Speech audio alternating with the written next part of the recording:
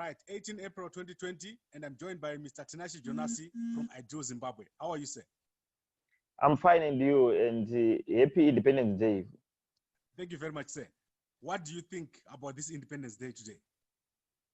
The independence is a great day to celebrate because our country is independent from colonization. And in our celebration, we should remember that as citizens, we need now to embark on a new chapter of freedom. The citizens are not free. The country is independent from colonization, but we don't have the social, political, and economical freedoms. Okay. Mnangagwa has already addressed the nation, but he did not say anything about the lockdown. What do you think is going to happen? Is he going to extend the lockdown, or is he going to keep it, to end it just now? First, we want to inform Zimbabweans that Mnangagwa didn't address the nation. That address was recorded. It's a pre-recording from someone who can't speak. He had to speak they had to record it in bits and pieces and edit it. Mnangagwa can't address a nation, so they pre-recorded it. And then on answering on the lockdown in Zimbabwe is going to continue. I can foresee up to at least 1 August or beyond, because the government is not at par with the pandemic. It's a crisis. It's a crisis. So we haven't started to actually deal with the corona in our country. Okay, why do you say they have to extend beyond 1 August? Because the purpose of a lockdown is, number one, to increase the efforts in terms of testing. We were given almost 20,000 testing kits from China by Jack Ma, but the government is not telling the citizens the truth, that they don't have what we call reagents, a substance or a compound which is used to facilitate a chemical reaction to see if, when you are testing for coronavirus, it's done like in a sort of a laboratory, or we can call it an experiment or a chemical reaction. But they don't have those reagents. Hence, their testing is very low because they are lying to the people.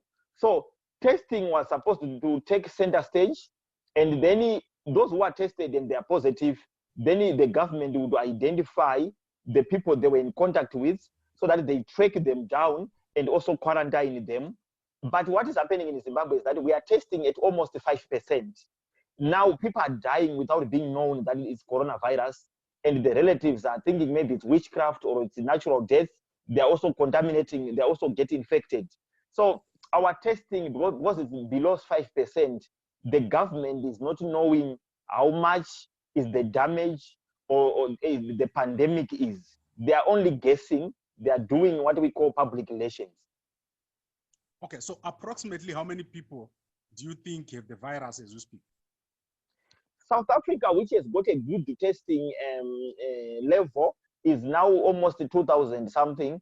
I think Zimbabwe must be around 5,000 now, at least plus or minus 5,000 cases. And deaths, I'm predicting around probably even 500, because the people who are dying in rural areas, in peri-urban areas, they are not being tested, and the families are not aware it's corona. As we know that our interministerial task team head, Kembo Mohadi, is a failure. He has failed Beitbridge, he has failed anything he has run, and to really choose Kembo Mohadi as the task team head, Mnangagwa is spitting into the faces of Zimbabwe, and Mnangagwa and Chiwenga, they are clearly, and the Kembo Mohadi, clearly national threat, security threat. Okay, people are struggling to find something to eat. You have seen the long queues of people waiting for mealie meal. Yeah. Do you think this is contributing to the infections? Yeah, because in short, it's not much of the shortage of basic commodities. In short, the crisis in Zimbabwe is a crisis because of lack of government.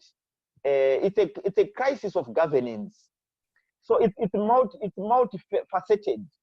The corona is there to expose what we always didn't have, a working government. We don't have a government. We have got people who want to rule us by force because they were at war.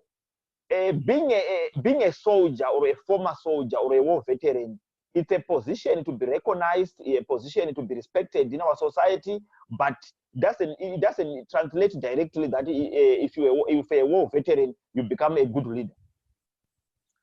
So given the current situation where people don't have food, is it not better to just open and leave people, take people out of the lockdown? Because people are still going out. Okay, right now in South Africa, the Zimbabwean embassy has issued out a communique online for people those who are struggling to fill the form. Number one, people who are suffering, they don't have smartphones. Two, they don't have data. Number three, Zimbabwean embassy numbers are not being answered. When you call, no one picks up. It's just a PR stunt. They're not going to help anyone. Then to answer your question about lifting the lockdowns, yeah, lifting the lockdown is the only reasonable move on a condition that the government provides and makes it a mandatory law that people, they must wear facial masks. That must be mandatory as people are doing their business. Social distancing and mandatory law for people to wear their facial masks, I think, can be a temporary measure because people are living hand to mouth. Zimbabweans can't afford, they always wait for the food for today and tomorrow, not beyond 2 days. So to lock them up for longer periods, again, they're going to die of starvation. As we hear that in quarantine centers, there's a high level of unprotected sex happening now. People are sleeping with one another. Why? It's not because of immorality, it's because of poverty. Okay, you mentioned that in South Africa, the embassy has put out a communique. Yeah. I've seen a similar communique in Namibia. Yeah. The embassy of Zimbabwe in Namibia has issued the same. Yes. Why do you think they're issuing those communiques? It's a public relations. You know, our government, they're always good at propaganda, which is actually not propaganda anymore, but it's violent lies, insulting citizens. You can't help South Zimbabweans in diaspora when you can't actually take care of Zimbabweans in Zimbabwe. So it's an insult to our city, to our intelligence, for the government to purport to help people in foreign countries when they are failing to help our mothers, our children, our relatives back home. Okay, so now let's end with the number of people that have been beaten or killed by security forces. Do you have any reports of how many people have been killed or maimed by police and soldiers? Those who died directly from the hands of police or security forces are about 5, and those who died from the injuries sustained from beatings are 4. So currently the statistics is sitting at 9. But as we know, our government would do anything to make sure that they reduce or deny the figures.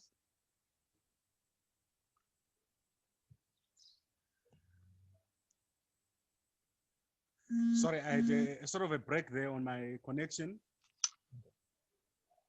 So what do you think should happen now going forward? Because the situation is terrible. What must happen now is that we know ZANU-PF congresses, they are glitz and glamour. But when it comes to coronavirus pandemic, our government screams broke. They are broke. They can't even print money. They can't do anything. But we know that the money that Chiwenga, Mnangagwa, and the Sakunda frontmen Tagwire, if they can just take even $2 billion US dollar, they won't be even affected from the funds they've looted among themselves. But they are heartless. They don't care. Zimbabwe doesn't need funding. Mnangagwa, Chiwenga, and Tagwire, they've stolen enough money that to fund even $2 billion into this crisis is nothing. Strive Masiwa, who is also a front, purporting to look like he owns Econet when Econet is owned by Mnangagwa, Chiwenga, and the Mugabe family, and is a front operations director. Econet has got enough funds that they've looted from the people of Zimbabwe, that even to sponsor 500 million facility from the money they've looted to EcoCash, it's nothing.